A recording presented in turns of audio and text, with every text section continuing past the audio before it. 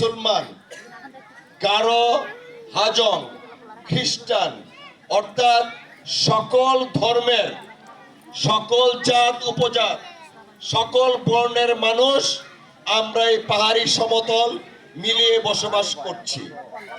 শত শত বছরের ঐতিহ্য নিয়ে আমরা বড় হচ্ছি। আজকে আমাদের সন্তানরা অনেকে স্কুলে পড়ে, অনেকে কলেজে যায়, অনেকেই ঢাকা বিশ্ববিদ্যালয় সহ বিভিন্ন বিশ্ববিদ্যালয়ে কিন্তু পড়াশোনা করছে। আমরা আমাদের এই জাতিগত যে সম্প্রীতি, ধর্মীয় যে সম্প্রীতি, সেই সম্প্রীতির বন্ধনে শত বছর যাবৎ আমরা আবদ্ধ, ঠিক কিনা?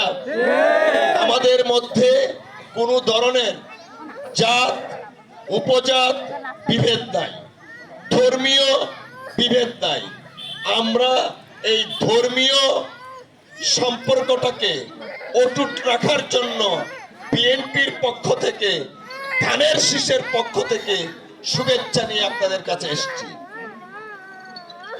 আপনারা দয়া করে একটা কথা মনে রাখবেন, এই বাংলাদেশের মানুষ জনগণ, জনগণের মধ্যে কিন্তু লিখে দেয় নাই সংবিধান যে মুসলমান জনগণ অথবা হিন্দু জনগণ।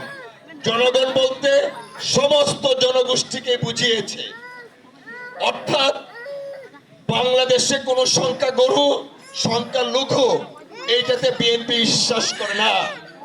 বিএনপি বিশ্বাস করে সকল ধর্মের স্বাধীনতা আছে, সকল ধর্ম পালনকারী প্রত্যেকের নাগরিক অধিকার আছে তাদের নিজস্ব ধর্ম পালন করার জন্য।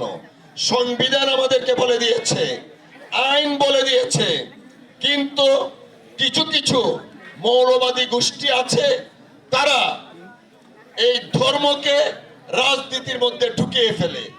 আমরা গত 15-16 বছর